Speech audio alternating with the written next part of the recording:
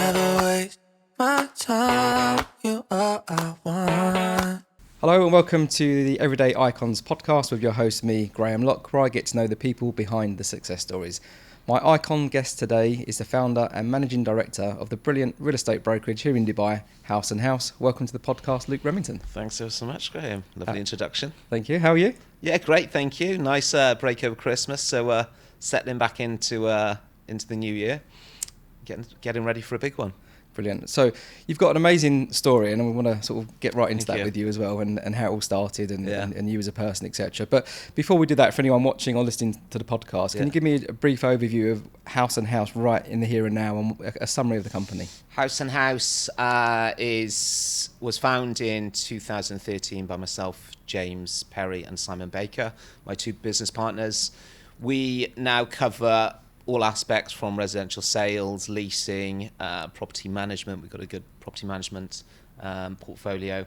Property maintenance, we've got a maintenance arm to the business, a mortgage department to the business, interior design. We've literally gone into every aspect of it now. Project management, approximately 550 employees covering all those different departments. And it's just expanded massively, probably post-COVID. Took a couple of brave decisions, helped by Dubai and the market just, obviously booming. And it's just gone from strength to strength. It's an incredible sized business, 550 people as well. So It is. It's sometimes quite difficult for, I was at my staff party at Christmas and someone said, "How do you feel?" And it's always been quite a difficult question, speaking to the people like yourself who invite me on to maybe a podcast or an interview, and how does it make you feel? And I don't really think about it too much. I don't know whether I'm geared in a different way to some people, but you just keep going, don't you, right? And sometimes you can see the growth and success of some companies, and they take their eye off the ball and they can crash. So sometimes maybe that's the reason I don't really look at it in too much detail and just keep moving forward. probably a good thing. Yeah. So that's the here and now. Yeah. So all of that doesn't fall out of the sky, right? Yeah, So yeah. blood, sweat, tears, etc., which Yeah. I would love to get into with you. Yeah. So tell me, if we wind right back to your career. Yeah. So you left education, and Yeah. what was your first job? What did you get into? The first job, Graham, was pulling pints. I think from an early age I wanted to earn money, and I wanted to. My sister was going to university. I felt that I wasn't academically intelligent enough to get you could go to university. I think anyone could go to university in those days. I'm not sure about now, but you really didn't have to have. There was all levels depending on which university you wanted to go to. The way I was looking at it, I can go to university, but I'm going to probably come out with a degree or come out with something. But I'm probably not going to pursue what I've come out with, and I'm probably going to have a lot of loans. And am I really going to go through that 2, 3, 4 years of whatever I'm doing, or am I just going to go into that party culture and lads? So I wanted to earn money, and while you're in school, you're going into like a restaurant job, or you're serving, or you're in a bar or something, which typically tends to happen in the UK if you're not going to a coffee shop or a restaurant or a pub. And then it came to after A-levels, and I just saw a guy driving a really nice car at a football game once, and we were playing at 6 o'clock, 7 o'clock, we're playing football in the evening in summer. This guy turns up in a BMW 325. It looked amazing. I was like, what's he do? He sells houses, this person said next to me. So I just approached him after. I said, I want one of those. How'd you do it? And he was like, I suppose he was like a Batman hero to me, even though I didn't know the guy. I hadn't got a clue who he was. He dressed smart, he looked smart, and he drove a nice car. So property then was the way to go. Right. Okay. So that desire to earn money and go out to work, was that something that you always had through your younger years? Was there an influence there that around you, friends or family, that you thought, I just want to go and earn some money? I'm probably, I don't know whether I'm the best person to kind of answer questions like this, because I don't really think about things too much, and I don't know whether that's a good thing or a bad thing. look, we had a comfortable, myself and my sister, we had a comfortable upbringing. So our parents weren't mega rich, but they weren't mega poor. We had home, we had a nice home. We had food on the table, and, my mother didn't work, so when we got home from school, she was always there. But, I could see there was probably the auntie and the uncle that were on the ski holidays with their children and the private schooling and all this thing. And I probably looked at that. If I was to think, I probably looked at that and thought, I want some of that as well, Yeah. So there was definitely a desire to have the ski trips and to have the holidays when you wanted to go. And I think probably like we were talking before going onto the air, that, we in the UK we can be a bit miserable, and is there ever good times in the UK? We were trying to think about it, and there's so many people, whether it's the heating bills or electricity bills or the council tax bills or whatever bill it is, and there's a lot of moaning and whinging that goes on, and I don't want to whinge and think I can't pay that gas bill or I can't do that or do this. So money was definitely something that I believe it's in my control. I will have a road, and there's going to be loads of different roads leading off that road, but I need to find success, and what's that going to be? And it's just a lot of hard work. So you started pulling pints. You then met the guy with the BMW 325. He gave me a YTS, and you went into agency. Yeah, pretty much from what age was you then? 17. Okay, so that was estate agency. Whereabouts was that? Southwest Wales. Okay, Southwest Wales. It was a company that was that had been going for 150 years. It was known in the high streets. It was known all around the counties that we operated in.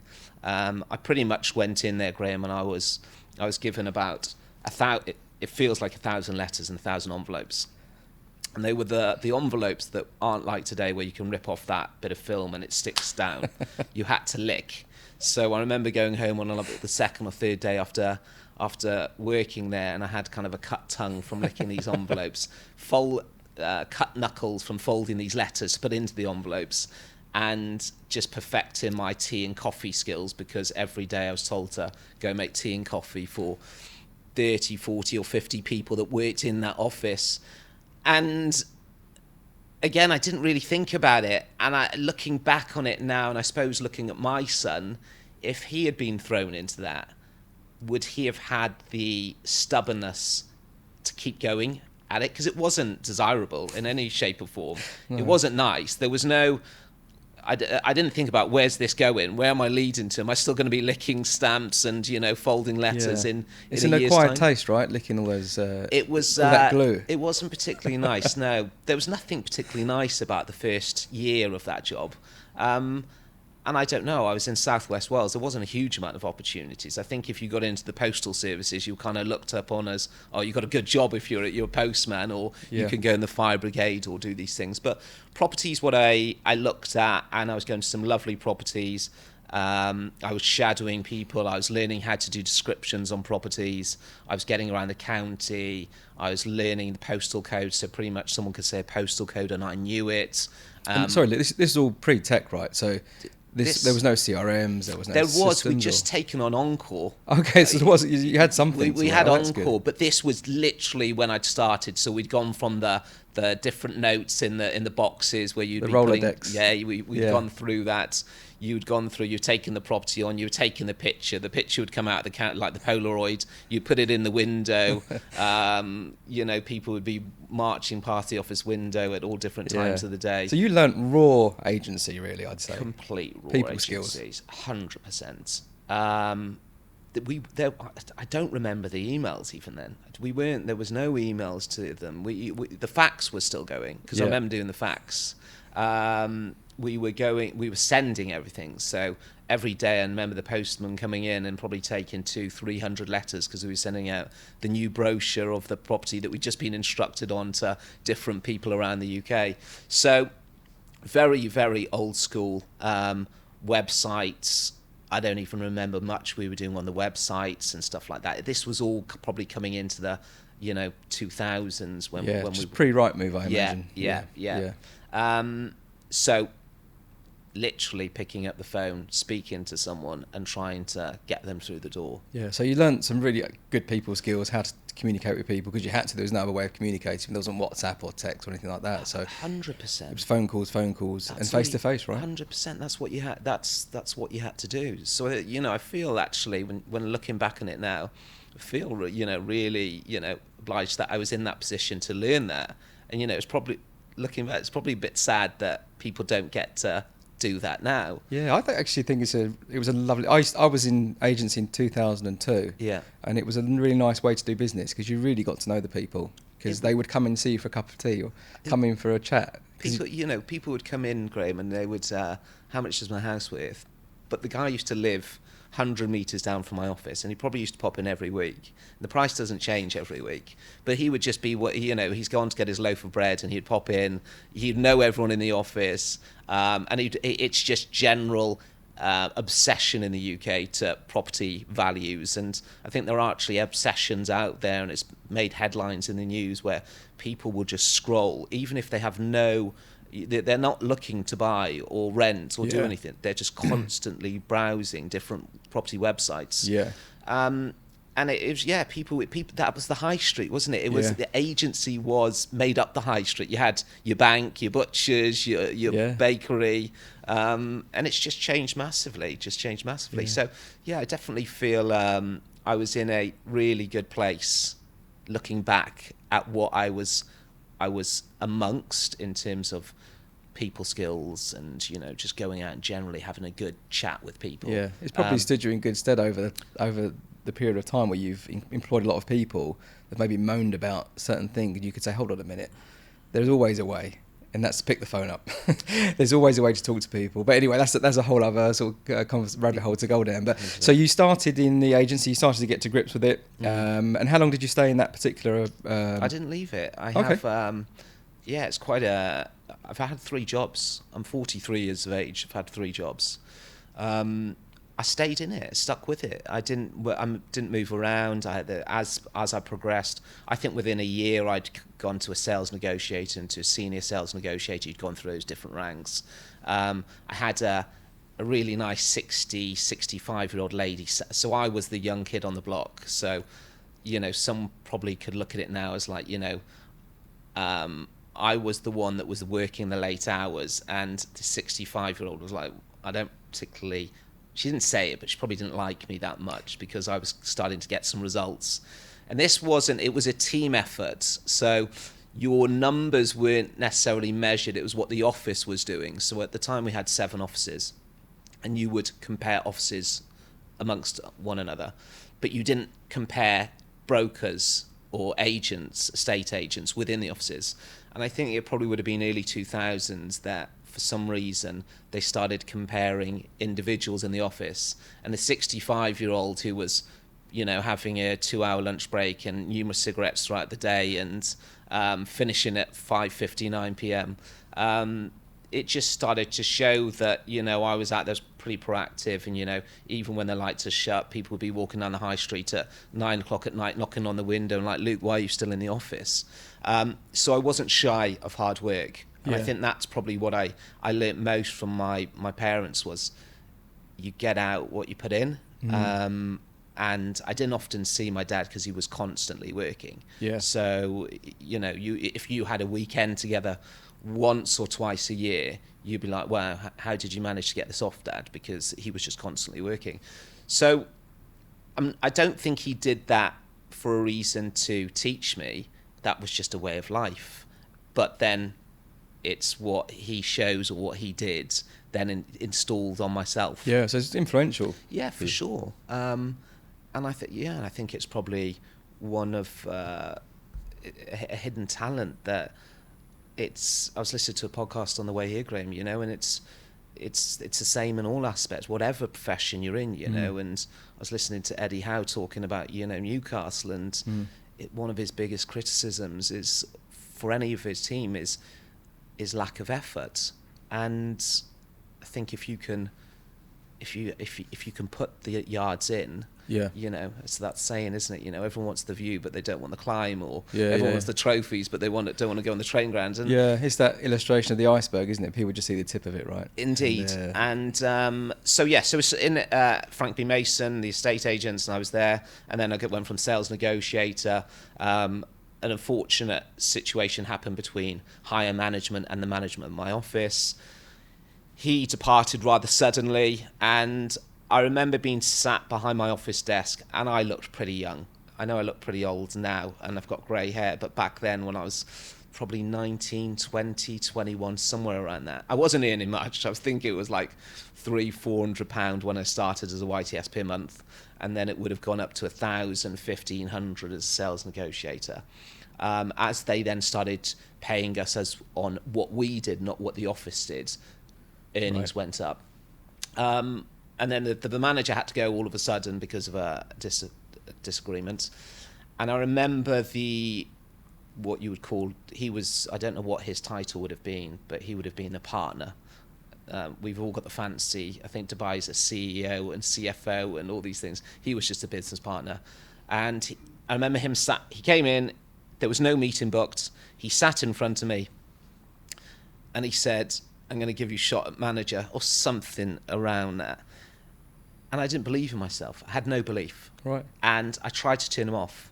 Within nothing was, Luke, I'm going to meet you at 4 p.m. today. I want to have a chat with you. It's just he turned up, sat in front of me where the clients would have sat in those two chairs in front of your desk. And he said, basically, you're going to do it. And I remember saying to him, his name was Dominic, Dom, people aren't going to believe me. Look, I look like I'm 12 years old. I have to have a cushion on the seat of my car to see over the steering wheel. And the area was kind of, I was going out to meet a lot of the homeowners with 50s, 60s. You know, this is Tenby. It was quite affluent. There's a lot of holiday homeowners. I didn't believe in myself. But he did, thankfully. So stupidly, I was kind of trying to bat it back. But he was like, no, you're going to go.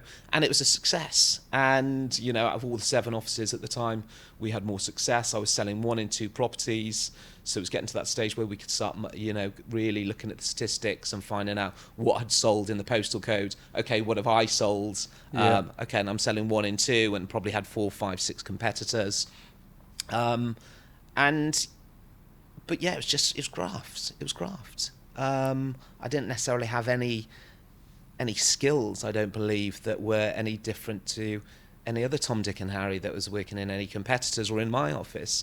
But what I could do is I could roll up my sleeves and just get stuck into it. Yeah. And if there was a problem, I believe I could figure it out by just talking. Yeah. And usually that's it, isn't it? Yeah. You know, we can wait and we can do emails, or you can message me on WhatsApp and I can read that message and I don't quite get it because I can't see your facial expressions. Or you can just pick the phone up and just have a conversation. Yeah. And usually put something together quite quickly. Yeah, absolutely. So that lack of confidence, where did that come from, do you think? I really don't know. Because you was doing well, you was working hard, and you was inspired to do better, and you wanted to do better. But what do you think held you back there? I think it could be, Graham, that you just don't want to fail, you know? You don't want to fail. And I think it's probably, you know, similar to other things that I've done in life with sporting Ironmans, that, okay, deep down, I'm going to do this Ironman and I want to do it in 5 hours. But I'll probably say to my coach or to people around me, as long as I can finish it, I'm happy. But I know I'm going to finish it, but I'm not going to commit to that 5 hours just in case I don't do it. So, you know, It's this thing inside. Again, I don't really know. I don't know.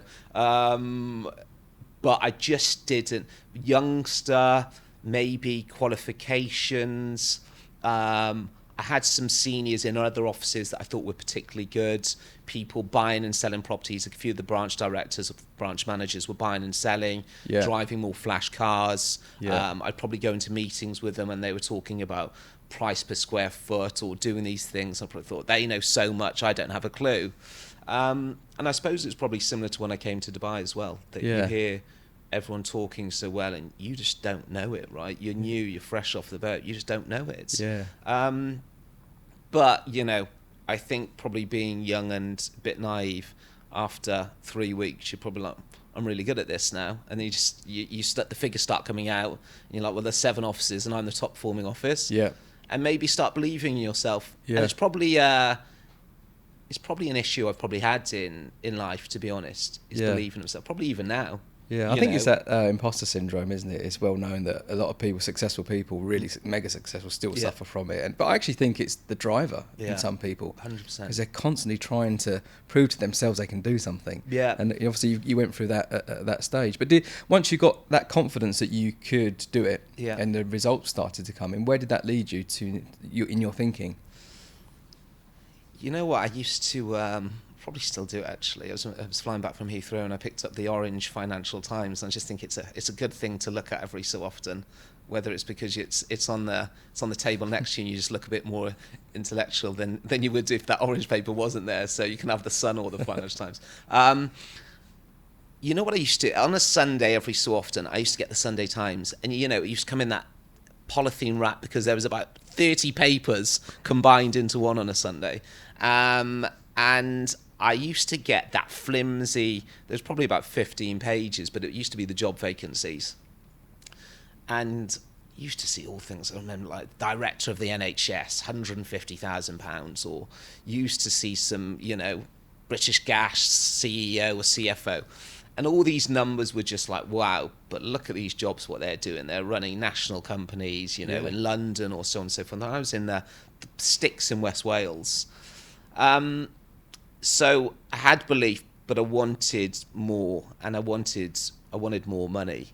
And it got to the stage where probably 1997, 2010, so I'd been in the company about 13 years. We started talking partnerships, but the partnership that was in place in the company had been there for donkey's years. And they wanted to open it up, but they wanted to open up a small amount to me, and I think it was about 20% share, so I was still going to have 40, 20 for Luke and 40 for these other 2 gentlemen. I felt I was doing a lot. I was going into meetings with the banks. I was doing a hell of a lot, Graham, and I felt I was worth more than 20%. I don't think I had an ego, but I just felt my value had shown my worth.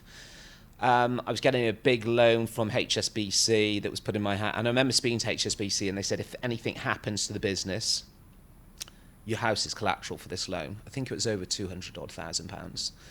It was a lot of money. I think my house was worth, 130 or 140, a terraced house. So I looked at it, and I had a bit of advice, and I went to see an old school accountant, and he's probably in his 60s, and I gave him the books of the company, and he said, do you want to do it? I think getting a business card with partner on it from a company that had been established for 100 plus years, that was known in the county, had some oomph to it. Yeah. And I could probably puff my chest out and be like, oh, what do you do? I'm a partner at XYZ estate agents.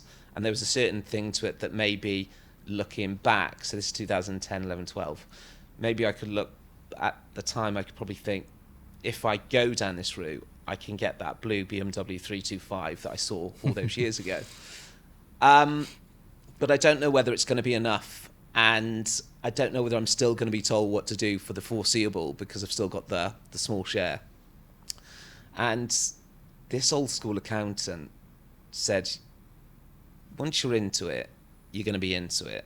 And by the looks of it, you're probably going to stay into it. So it's pretty much like that UK, or certainly going back to our generation when we grew up, is once you're in that job, you're in the postal service or the fire service or what have you, you tend to stick at it. You're not always hunting high and low.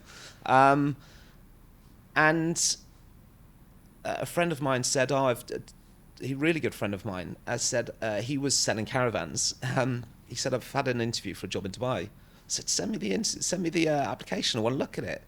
He said, only by chance. And he sent it to me and applied. And I pretty much knew after that interview. What I didn't know is that in Dubai, it's very easy to get a job in real estate. I had no idea. So I remember finishing the interview and I thought, I've walked that, I've got it. No, and I've got all these questions and research, and I'd done everything. I then went back to the business partner and I said, look, thanks for your offer for the 20%, but just to let you know, I'm leaving. I'm handing in my notice. So that's quite a big. So just come out of the blue, because obviously you've been in that company for a long time, about to make this huge commitment, and then you was prepared to walk away from all of that to take a real estate broker job in Dubai. Yeah, 100%. It's What?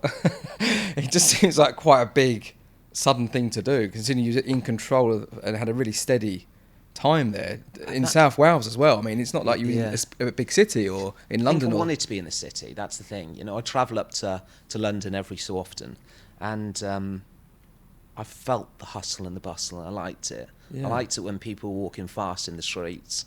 I liked that people weren't talking to each other and having general casual chit chat. They were there for business, and they had the briefcase and then. And so was you single at this point? Was you on your own? I think there was probably girlfriends and. But no marriage, children, anything like marriage. that. So this is the good thing, right? There was no. It was up sticks and leave. There wasn't anything discussing schools or It was. If it doesn't work for me, what's the worst case scenario? I can sleep on someone's couch, I can sleep on someone's floor. I haven't got to worry about my children, I haven't got to worry about my wife. So looking back, this was a blessing. Yeah, I've got to say, because I know you fairly, we've known each other a couple of years, and we've spoken a bit, and you seem like a very calculated, sensible person, and that just doesn't strike me as someone that's I'm not calculated it or sensible. It's like a big decision, right? I'm not saying it just because of the podcast and being filmed. I didn't think about it. And I do think about things in life, but I didn't think about it. It was, here's your offer. No, I'm not and they took it badly. I've only had 3 jobs, so I haven't had to hand my notice in too many times, so I haven't got lots of understanding, and I haven't worked out the art of resigning. They took it badly to the extent that when I handed in my notice, I thought that he was going to come across the table and thump me. It was quite funny. I had a leaving do. I don't think he turned up to it. The business partner didn't turn up to it. And they said they were going to get me a Hugo Boss suitcase, which they didn't ever get me. But, when you're looking at all the things that go on in real estate now with Rolex watches and holidays, I was getting a Hugo Boss suitcase. I was going to be made a partner, and I'd worked there for 12 years. So times have changed, haven't they? But I maybe, again, just not thinking about it and just think, what's the worst case scenario? So obviously you was ready for a change and try something more exciting. Did you know, had you been to Dubai before that? Did you understand anything about the real estate market? Nothing. Or the potential that it could be? So you didn't envisage this is what's going to happen? Didn't even look into it, Graham. Didn't even think about it. Maybe it was young, and maybe, had I had a few more years under me, I probably would have looked into things in a bit more detail. I think if I'd had wife or kids, that probably wouldn't have happened. I didn't look into it. I got my flight from Birmingham to Dubai. I'd spoken to the agency which I joined. I think I probably had 2 interviews. I'd knew the ins and outs of UK estate agency. I'd had a really good network. I travelled to different conferences around the world, NAR and, these different things. I'd met some really good agencies around, networks and forums. But I didn't think about it. I remember speaking to some colleagues, and, I was known for being that kind of person in that agency. And they're like, you're off. And I'm like, yeah. I think probably deep down they thought, you'll be back. You'll be back. And maybe it was a bit of stubbornness to think, I'll show you, I won't be back. I didn't even tell them I was coming on commission only. I had enough savings, and I'd also put my house on the market. So if the savings run out, the house is on the market. I'll get a bit of money once that's sold. And and I back myself. When I came to Dubai, what I then realised is, although I was good in a very small pond in southwest Wales, it was the sea when you come to Dubai. And some sharks in there, right? It wasn't as many sharks then, but it was just eyes were wide open. Yeah, well, the process is everything's different, right? Everything. It was the Wild West. It was Wild What year West. was this, Luke, that you landed? This was 2013. Okay. So it was 2012, sorry, 2012. So that March was 2012. pre quite a lot of regulations that's happened in the last Yeah, there was 15 years. Yeah, there's been it was completely different in terms of regulations. So you'd have your there was no electronic forms, or Dubai's completely changed over probably the last 5, 6, 7 years. Before then, it was crazy. So did you have it in your mind when you came here that you would just start to build your career here and then just see what happens? Was you that open-minded about it? You just went with your gut feeling to go, okay, I'm going to land in Dubai, I'm going to try my arm at this, but I've still got this thing niggling in the back of my mind. I want to be the boss. I want to be that. I want to have that founder CEO role. I wanted to make money, and I knew I could work hard. And when I joined, I think I probably joined with about 10 other people, and we would work the 5-day. At that time, we were having we were in work on a Sunday, so we were off on Friday, Saturday. So we were Sunday to Friday, Sunday to Friday. Yeah, so that was the working week. It was so there's 10 of us working, and what became quite apparent to me was a lot of them wanted to finish work and party. And I was 32, pretty young. You could do it, but like me and my 9 companions that started at that time, we had an amount of savings with us, and that savings needed to take us through our journey, which was very apparent to me, but seemed to be less apparent or less of an issue to the others. Now, either they've got a lot more funds than I had, or they're not just thinking about it. I didn't know the answer to that question. As time goes on, month 1, a few have dropped out. Month 2, a few more have dropped out. Month 3, a few more have dropped out. I think it probably within 6 months or 10 or 12 months, there's probably down to 3 of us. And people have either run out because they just didn't have the grit and the determination, or people didn't have the money, or people just felt completely out of their comfort zone. But I remember saying to my parents at the time, I'm prepared to lose a year of my life. And I don't think they quite understood at the time, and maybe it was a stupid thing to say, but it meant to me that I'm not going to party, and you're not going to speak to me, because I'm going to work till 10 o'clock at night. I'm going to be in on a Saturday, and I'm going to be in on a Friday, and do that weekend work. And I just had different kind of goals and objectives to meet. That, okay, people are working throughout the week. Okay, I'll get in touch with them on the weekend, because they'll be at the swimming pool. Now, although you probably don't want to be at the swimming pool with your family, you've probably got more time to speak to me. And if you don't want to speak to me, you're just going to tell me to get lost and put the phone down. But I started working the weekends, and I put amount of time in and I wasn't hungover, and so I just had that grit and determination. I remember waking up, Graham, on the first week here, and I heard a mosque. I'd never ever heard a mosque before in my life. I didn't hear it. I hadn't heard it.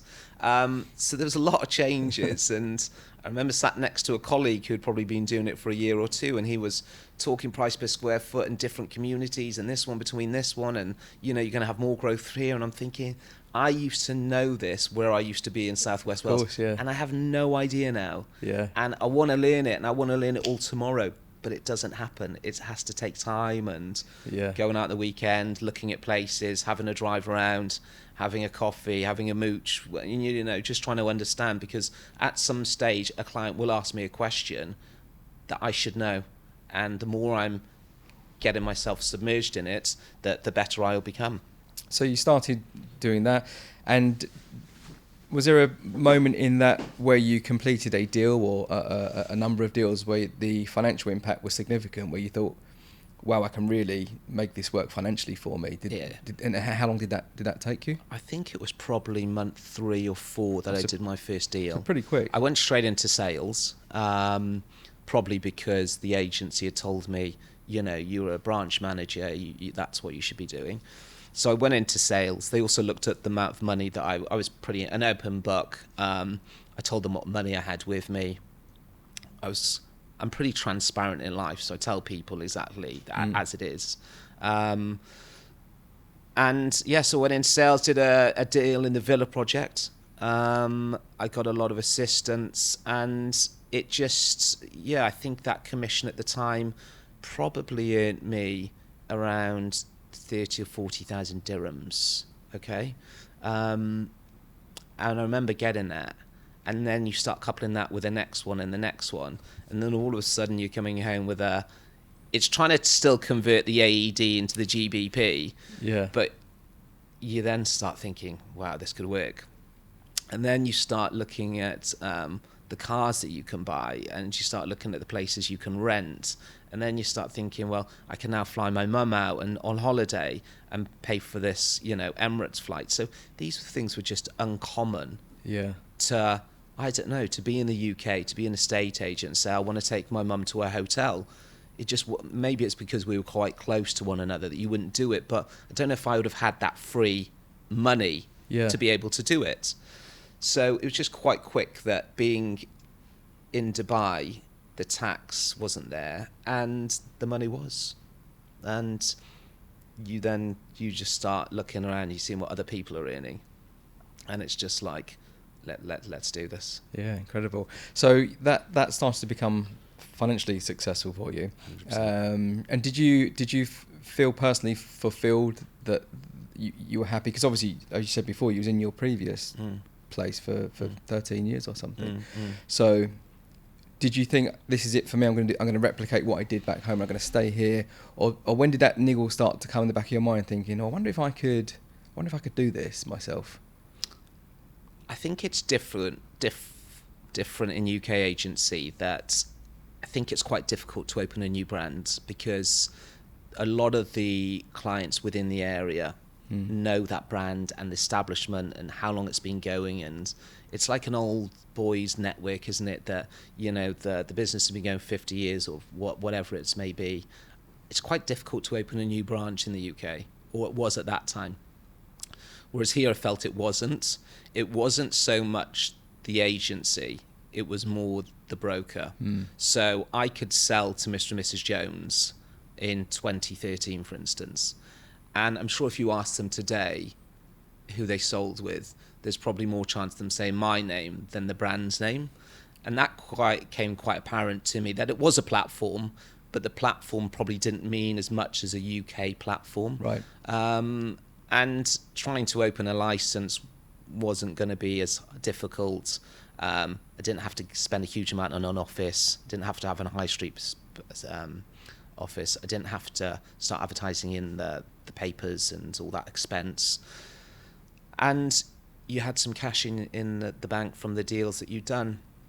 And I just felt that there was probably a few things I wanted to do differently. That's no disrespect to that agency, but there's a few things that I thought maybe that I was a bit older, because there was a lot of people coming through in the 20s, and there's a lot of, there's still, like there is today, there's the phone calls between these hours, and you get a can of Red Bull and a few fizzy sweets, and if you haven't made your calls, you get your seat taken away, or if you don't do that, then you've got to sing in front of 20 people or something, And I felt there was something I could probably do differently. And I'd met two great people that I felt I could do that journey with. So again, not a huge amount of thought and went into it, other than it was probably started by someone leaving the company that I had a good relationship with, and thought he was going, and then his choice is to go to another agency, and had a few offers. What Dubai real estate, everyone's getting offers all the time. So he'd left. I really got on with him. He was similar to me. He loved to work hard. So I think it was just a coffee and maybe a shawarma to say maybe we'll go into this together. And House and House was born then. It was only within a year of being here, really. So again, it's quite looking back on it. Sometimes I think there's two ways of looking at it. You can think about things too much, right? Or there's things that you can just go into it, not think about it too much, and just let's see how it goes. But it was a lot of hard work over the last 12 years. Yeah, and that opens up a whole new chapter for you right there and then. And when you look at that moment where you went for that shawarma and a coffee, and where it is now. It's just incredible that happened. I think fate, hard work and fate is a powerful combination, and that creates luck, I think. And you've made that from that gut decision to leave South Wales to go to Dubai with just on a whim, and then you met this guy because again, I've had business partners in the past, and it's difficult to find 100%. a foil for you, because you have to bring different things to the table, 100%. And finding that yin to your yang. I mean, it's like finding a wife or a husband, right? You have to kiss a lot of frogs, but you stumbled upon this guy. Here you are. You're still partners to this day. It's phenomenal, actually, and it's something that, looking back in 12 years, there's 3 of us.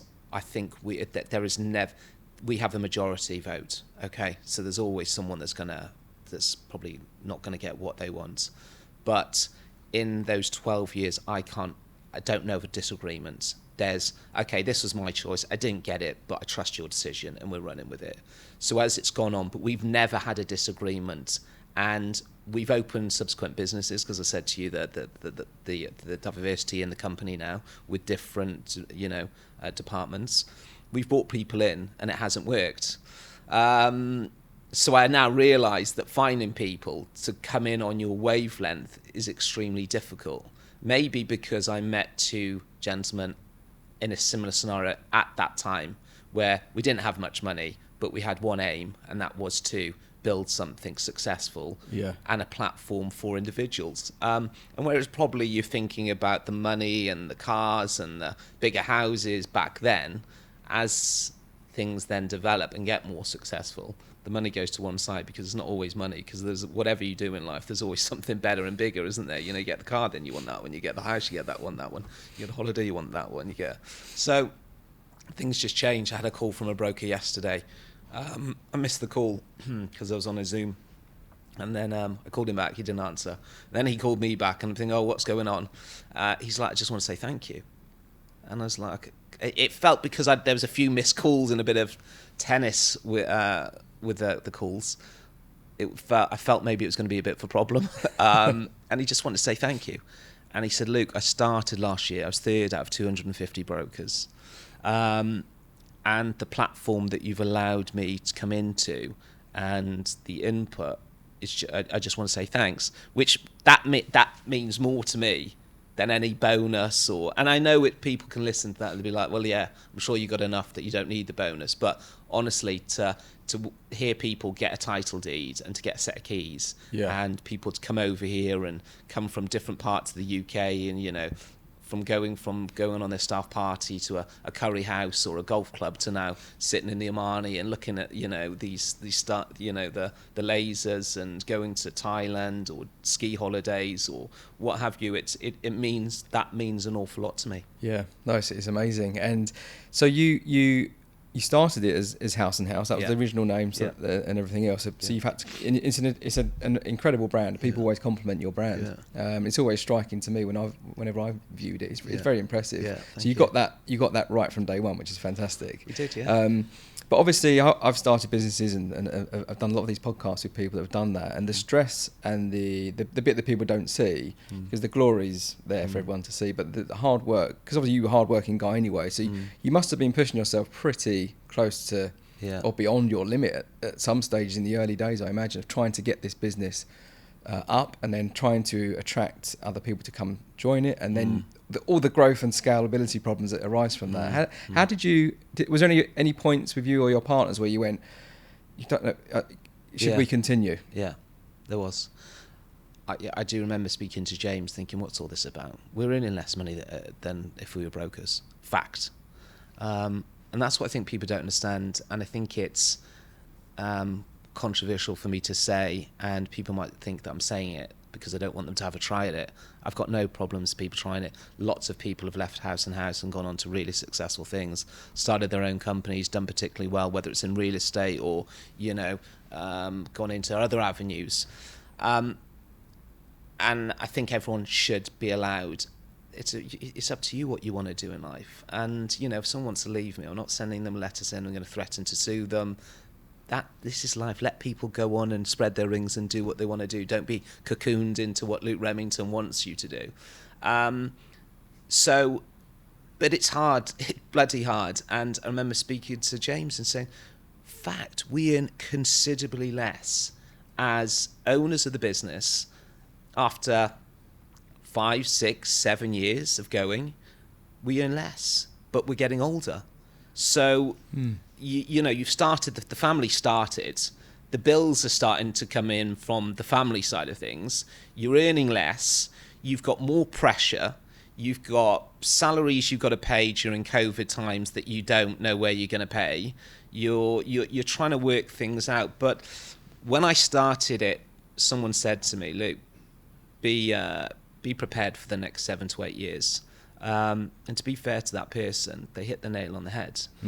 I don't know. I think this is the difference in the golden egg, that I had 2 business partners that if you are feeling a bit down, they can pick you back up. And I think sometimes, like I say, when I don't think about things too much, maybe they did. Or if I thought about things too much, you know, so you've got these difference of opinions. You're just like, okay, let's run with it.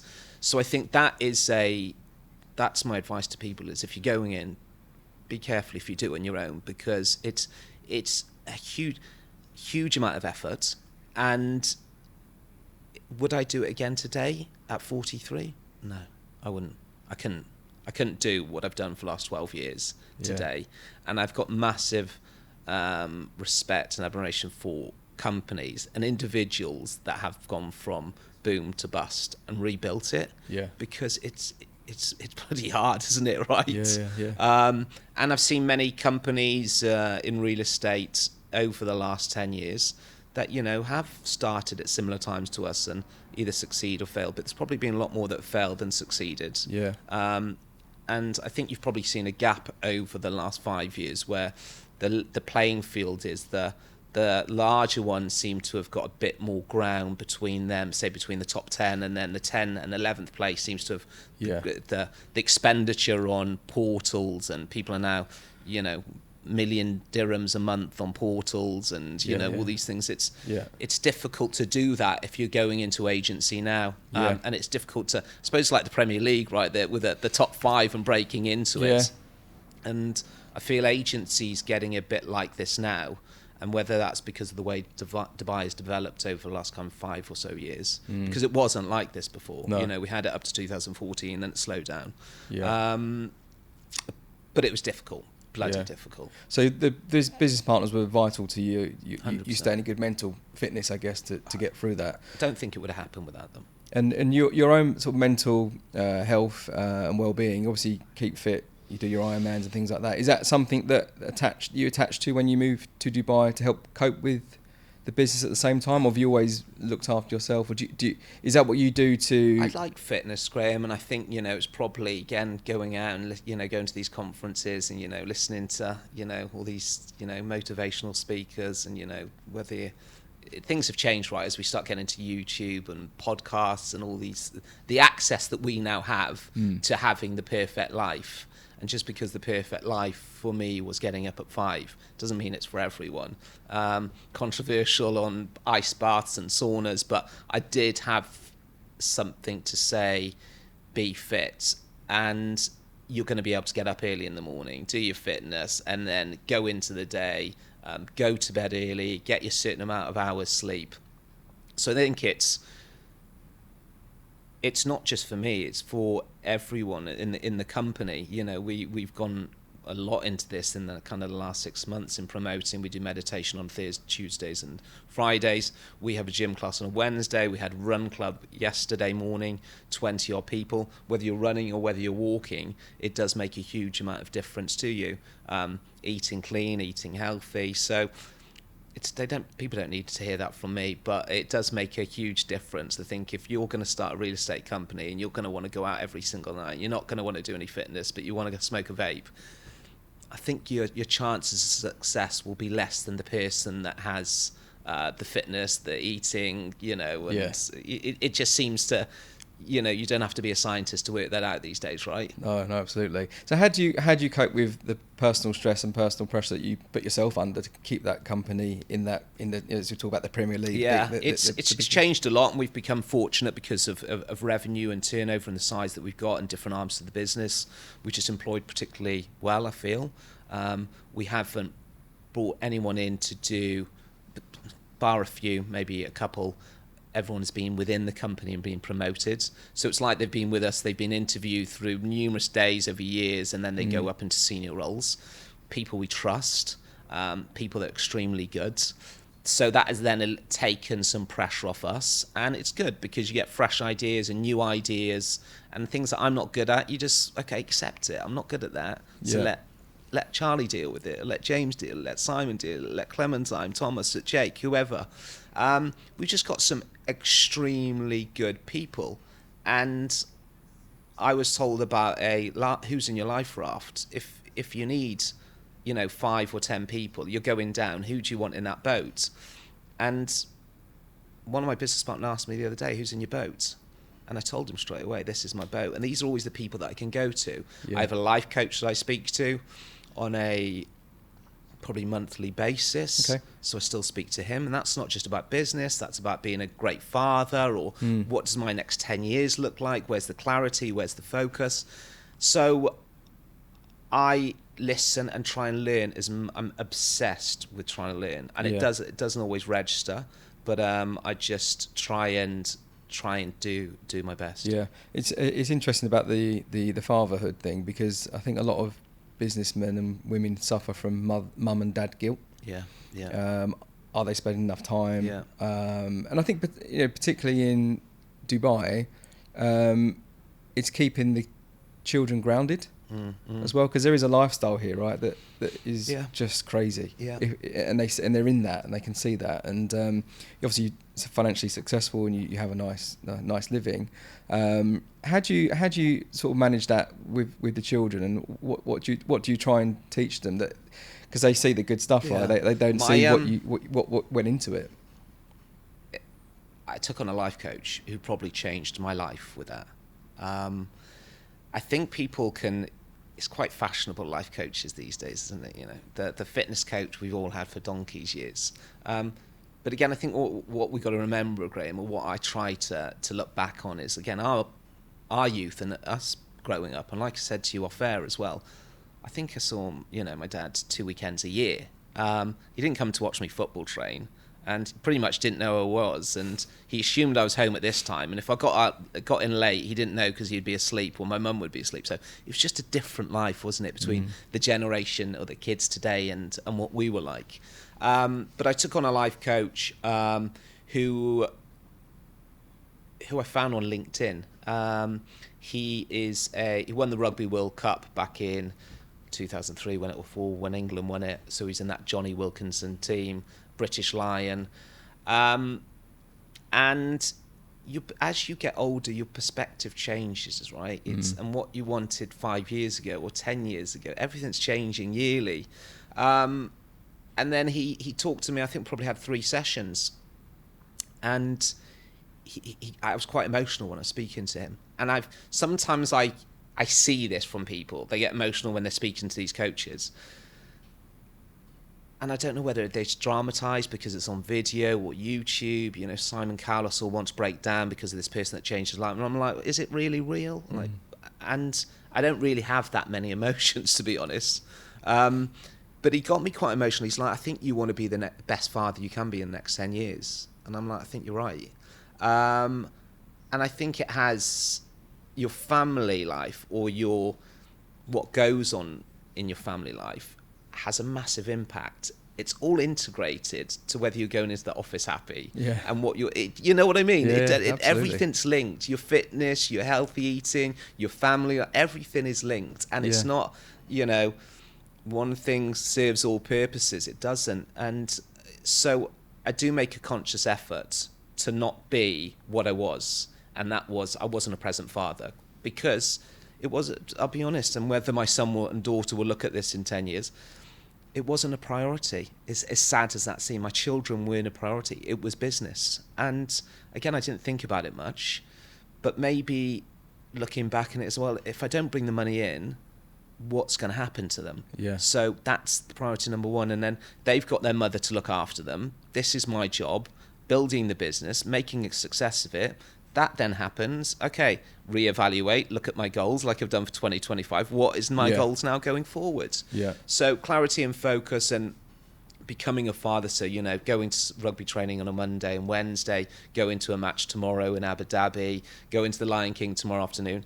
You get a bit older, your wants and needs become different, and this kind of stuff. So, but family life has massively changed, and this was down to this life coach that I took on. Yeah, that's really good, really positive. Yeah. So do you find it easier now because you've got that coach to switch off when you go home and actually make that break, or you don't? No, I sleep terribly. I think I feel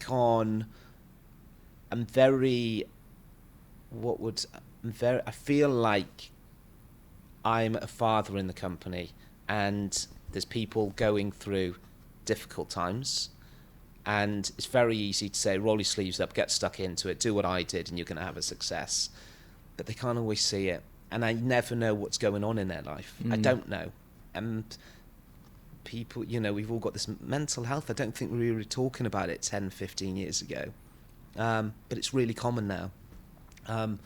But there's a lot of people coming with their own challenges outside that I think affect what they're doing in their real estate career. Yeah. They're not always honest with themselves. They don't want to admit defeat, and I don't think real estate is for everyone. But it's an easy one to go to, you know, conversation at the dinner table with friends or family or whoever, and be like, you work in real estate, you do 2 viewings a day, you drive a nice car, and you earn loads of money. I'm going to give it a shot. But it's not for everyone. No. And then they don't succeed, and they're like, well, everyone else is succeeding, why don't? And then you get this, you know, imposter syndrome on that. So it's difficult for people, isn't it? It's really difficult for people. How do you try and switch off? Do you say, right, this is my moment to do my thing, so I'm going to go and do the Ironman thing, or a certain day of the week, this is for me. Are you any good at that? Of stop looking at the phone? Do you put it away? Yeah, I do. I try to do a lot of things differently to what I did do. I try to turn off the phone at 7 p.m. and not look at it. Does it always happen? No, it doesn't. I try not to have too much, you know, the blue light, you know, late into the evening, because it'll help me sleep, and, you know, the melatonin, you know, in the drinks, and to do all these things. I've got better, for sure. Am I really strict with it? No, because I feel I'm responsible to be there. But I've got really good people around me now that take the calls. So where I was taking a lot of calls, they now don't call me as much. Yeah. Which is fine. But I still check in on people, and I still feel obliged to check in with people. But I'm better than I was. I'm not perfect, but I don't think anyone is. There's always room for improvement. Yeah. I think it's like you explained it earlier. There's so many components to family and work and personal, because you're always trying to get that balance right, and it's never a perfect. It's never linear. It's always up and down. It is. I think if you can just have someone in your life to hold you accountable and to give you the home truths, is kind of life changing, because I feel we can tell ourselves what we want to believe. Yeah. But having someone that's like, this person was like, Luke, you're lying. That doesn't make sense, because what you said 5 minutes ago doesn't add up to what you're telling me now. Yeah. I think having someone to say that to you, and saying, look, you're not great at this, but you are great at that, or you can be great at that, and don't let this get to you. I think that's something really good to have. And I think in Dubai, if you were to go out and survey all the brokers, you'd probably find over 50-60% of them probably are out here on their own without family or really good friends, because we've met friends here, but they're not the friends that we grew up with who can probably give us those home truths. So it's a difficult place. You know, it's got of course, it's got massive amounts of pros, and I think we're in a once in a lifetime generation where we've picked a country. And I haven't picked on purpose. I didn't look at in 2013 or 2012 and think, I'm going to go to Dubai because it's going to it's going to tick all the boxes. I just fell upon it. But we're in a once in a lifetime generation where a country will tick all the boxes, or 90% of the boxes. And I believe probably for your children and my children, there could be another country, that whether it's South America, wherever in the world, but there's problems everywhere. We're in a once in a lifetime, and we've just got to make the most of it and wake up and think, wow, these opportunities are amazing. Yeah. Because it's always difficult to think, I want that, but it isn't going to last forever, this, Graham. It's not, is it, right? And, I've got some really talented people in my office, who multi-million dirham brokers, and they were here in 2008, and they thought it was going to last forever, and it didn't. And this isn't going to last forever. So make hay while the sun shines. Things change. Yeah, and we talk about sort of financial success, and with that, how your relationship is with money and successful people, how they view money. Yeah. And generally, the feedback I get, it gives sort of choice and freedom. It's a commodity in the early days. You need it to, but when you get more than what you need to pay bills and etc., it gives you a bit of that choice and freedom. How do you manage that with your family life and your children seeing that success? Do you try to keep their feet on the ground? Are you still quite careful about managing that? It's probably one of my biggest concerns for the children is being feet on the ground, being like probably you and I were, where we weren't used to being 8 or 9 years old and dressing in a Dolce & Gabbana or Louis Vuitton or something. It's a different world, isn't it? It would have been fake. I didn't even know what it was. I think it wasn't until I was 15 or something I got given or bought like a Christmas present, maybe a Calvin Klein perfume. I didn't even know what Calvin Klein was. So, and it's quite refreshing now when actually I speak to friends back home in Wales when I'll mention a certain watch. They don't even know the brand. So good and it's bad. It's out there in Dubai, isn't it? Your kids are growing up with, they're in school with some really, really successful people, or they're friends with successful families, and they're amongst it. And their schools and they're trained by the facilities, and it's just beyond what we could ever have imagined. It does worry me, and I think sometimes it's difficult, isn't it? People listen to it, be like, "Yeah, well, you're going to say that, Luke," but it doesn't bring you happiness. Just the money, does it? And again, I know people are going to think, well, roll their eyes at it, but it doesn't. And you can hear it and you can see it. And some of the most successful people in the world are, sometimes thinking of throwing themselves off a bridge, or I do think sometimes it is nice to go back to your roots and maybe go on a holiday and maybe book into that 3-star hotel, even if it's for a night, to actually then appreciate when you go to the 5-star. Or to just go back to basics and not whinge about it.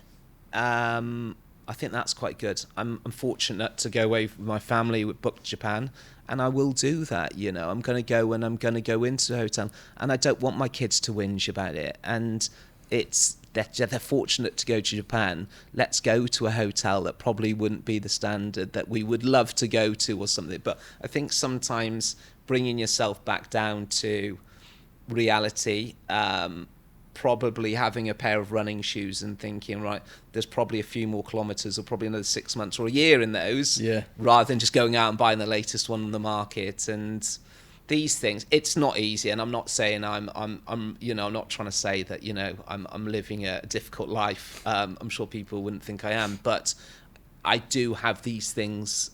I say these things to myself. Have a think about it, Luke. Just don't be stupid. Like I said, it's not going to last forever. No, and things do change. You never know what's going to happen, right? Did you ever get the BMW 325? Didn't things moved on from the 325? It probably cost you a lot of money now to get one of those. It would cost you, a lot. But no, it was. It's always an obsession, I think, as a youngster growing up, isn't it? You're always looking at the successful people and what they drive. Even today, it's the cars. I didn't get the BM325, but I made good decision with what I did get that was as equal to the 325. But I felt I'd earned it. Yeah. Grit, determination, and hard work. And a lot of people don't have that, Graham. No. A lot of people don't, and they say they do, but they don't. Yeah. They don't. They don't have it, and that's why you haven't got to be the brightest. We're not rocket scientists. We don't send people to the moon. We're real estate brokers. We talk, we pick up the phone, we struggle, we go through lows, we come out of them. But if you're determined and you persist at it, you can look around. There's people a lot less well educated than you, coming from countries which aren't, as prosperous as where we've come from, but they've made that decision to go for it. But it means more to them to succeed than to you. Yeah, absolutely. That's what I feel. Yeah, I think the hard work is such a cornerstone of anyone's successful career. And even with the kids now, we was discussing off air earlier about chat GPT and all these kind of things. The world's changing, AI is changing everything pretty much. Yeah. But what it can't do is take that hard work and graft away from somebody. I think as long as that's instilled in my children, whether they do their homework on ChatGPT now, I can't really influence it. There's nothing I can do. Technology's out there, it's available. And you can come across as being hyper intelligent and pass incredible exams by cheating and using ChatGPT. So you can come out of a first in this, that, and the other, but you'll never know now whether it was genuine or not. No, you won't. And I think sometimes you can meet the most intelligent people, and I'm sure in 20 years I could interview someone that's just come out of high flying university. But again, it comes down to their charisma and their personality. And manners goes an awful long way. And someone who's got a bit of confidence and been around at maybe this age, or it's 9, 10, 11, 15, and has got they've got that pizzazz. They've got something that they may not be the most intelligent, but they've got that gift of being able to walk into a room and people to feel settled or feel this is warm, and it's due to that individual. Yeah. But that's not just being stuck in front of that computer and stuff. So it's interesting to see. I think in real estate, I've always, even when we were doing it back in the early 2000s, you've got all these big players that talking about it, the Amazons, the Tesco's, and I know Red Brick came in and do their certain things with changing with fee models and sending postboards. But I think we're not liked as a look at real estate agents, or politicians, or these, we're not particularly liked, but you can give your home to sell to a online or AI in the future. Are you going to get as much money as that really persistent broker that's really trying to get as much out of those buyers and sell them your home for more money? We bring, and this is what everyone, the amount of times that I go for dinner and people say, Luke, when's the market going to come down? It's too expensive. It's your fault, your guy's fault. You keep pushing it up.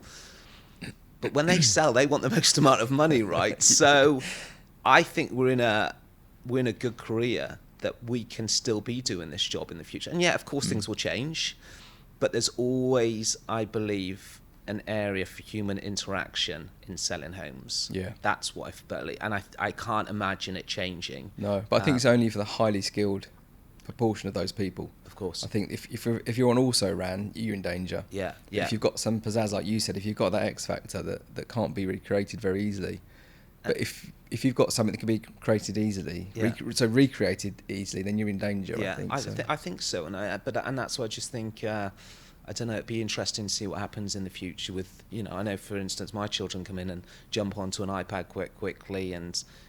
Whereas you and I probably would have head to the football pitch with 5 or 6 mates and chat and what have you. Yeah. So bit of a concern, but for the point of this podcast, I think we should all look at it and think we're in a really good location and we're in a really good career, and it's something that will need that human interaction in the future. Yeah, I think for business owners, it's more pressure and more stress as well, because these things are changing around us. And as business owners, you need to know what's going on. It does change. And right? you need to know what systems are coming and what platforms, because one of your rivals who is in the first division looking at getting up there will take that and they'll run with it. All of a sudden they're snapping at your heels. So I guess it's keeping on top of it, isn't it? And it's a new thing, AI. It covers a broad spectrum of things, but AI as a buzz term is new. Yeah. But it's growing bloody quick. Yeah, it is. And sure, it's got a place within real estate. It's without doubt, it's got a place. I don't know to what percentage it's going to have that place, but I think that human interaction is still going to have a massive place in it, and the AI will assist. Who would have thought 10, 20 years ago that, companies weren't talking about your health and well-being and saying to you, right, go and have your yoga day and go and have your gym day, and people weren't doing it, right? It was a few drinks and a couple of cigarettes and then go home at 11 o'clock on the tube and get ready for the next day with a hangover. Just a different world, isn't it? Yeah. It's going to be an interesting one. Yeah, lots of reinventions going on as people discover these new technologies, which is a good. It's constantly changing and evolving, isn't it? We're pretty obsessed with it, Graham. I'm constantly onto CTO and trying to change things. I know you and I have spoken to CRM providers in the past and constantly trying to evolve things and make the job of the broker easier. Yeah. But not eliminate. Yeah, enable. So that's it. Rather than and disable, it is just a tool to assist. Yeah. But you, as the individual, hold a huge amount of weight, and I think that's what they need to remember. Yeah. People they won't remember House and House in 10 years. They'll remember Lewis or Paul or who have that. As much as I want to think, they're going to think of the German spelling name and the lovely brand we've got and all this faff that we put out there. Yes, it's nice and it's a platform, but it's the individual. We've got a lot of management in there to assist and to call that person and help them through that transaction and guide them. And that's what I feel that there's a lot of difference between us and other agencies is we have a lot of management spread between the negotiators to give support, but a lot's down to them as well. Yeah, excellent. Thank you so much. My final question for you. Okay. So you're in your 40s. I'm indeed, yeah. So you've come out of that full power mode, I guess. Yeah. You said earlier you wouldn't do it again. So you've used up a lot of energy to get to this point in your professional career. Do you feel like you're still in a high gear, and how much longer can you continue in that high gear, do you think? I spoke to a pro athlete who's a good friend the other day. So he's in his last year of being a pro athlete. He said to me, I think he's 40 and 41. He's going to call it time. He's like, look, the youngsters are just smashing me now. And but he's ticked the box that he wanted. I said to him, another 5 years, I'll be cutting down my hours. And he was like, you're such a liar. I love it, Graham. I think I will. My wife, we were walking in London at Christmas, and she said, I think you'll still be wearing a shirt, tie, and probably a woolly jumper when I'm in my 60s, 70s. I really do enjoy it. I'm in a different stage of my life I've changed an awful lot. And the advice I probably would have given a broker 5 years ago is completely different to what I would have done now. I have more empathy, I have more understanding, whereas before I would have looked at it from my point of view, and I'd try to look at it completely from their point of view, trying to open up and see what's going on. For me, I've still got lots to give. I'm healthy, I don't really drink, which I think is a massive boost for you in life. I enjoy life, and I think we're in a golden era, in a golden golden. I can't say it enough. And it will pass, and make the most of it. So I'm 44 this year. I can't see myself stopping much, for the next 10 years plus. It scares a lot of people to think about stopping. Yeah. Because you've got a big void to fill, right? I couldn't. Even when I was told to go on holiday, turn off your phone, don't take your laptop, and switch off. This is what I was told by a performance coach, to rejuvenate yourself, family time. That's not me. And it made that holiday that I tried to do it made it worse. It made it worse for me. It made it worse for my family, because I was a nightmare to be around. So now I go away and I have my breakfast in the morning with the family.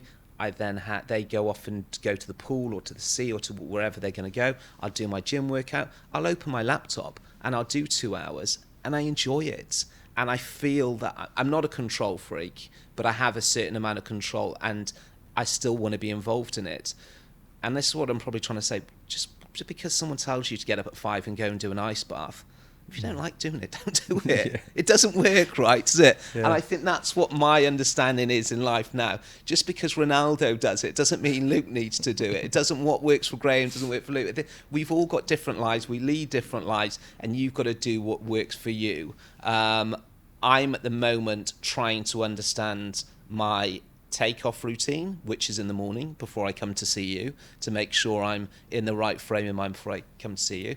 And I'm trying to perfect or enhance my landing routine before I go to bed to sleep better. Yeah. But I know that I need to put my phone down soon. And I know I need to not eat a meal late. But things change and our lives constantly change. And I get stuck in traffic, or I've got a broker that calls me really upset and I can't go to bed at that time. We've got loads of junctions. We're on a spaghetti roundabout and it's just things change. So yeah, a long answer to your question, but I think I've still got lots to give, and hopefully I can help.